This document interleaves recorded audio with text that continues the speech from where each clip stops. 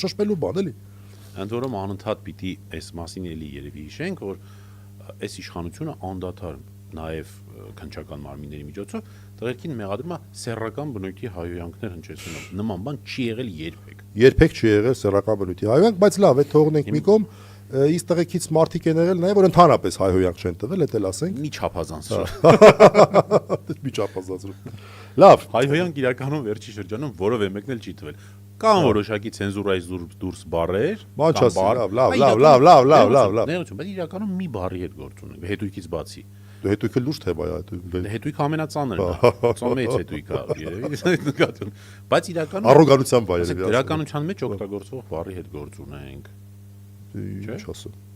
Շատ ավելի մեղմ, քան օրինակ Նիկոլը ազգային ժողովի ամբիոնից կարար ասեր։ Պարզա այդ Սամո Սաբոյի պրոստը գիտես պրոբլեմ է, նա Այդ բառը չենք ասում, որտեղ նախագնական գաղտնիք է։ նախագնական գաղտնիք է այդ բառը։ Դու հետույքը բացահայտեցիր, բայց Չէ, ես պատրաստ եմ քրեական ողջ խստությամբ ենթարկվել պատասխանատվությամբ հետույք բառը բացահայտելու համար։ Կներեք, բայց ես այդ նախագնական գաղտնիքը չէի կարող պահել։ Այդ անհնար է պրոստը։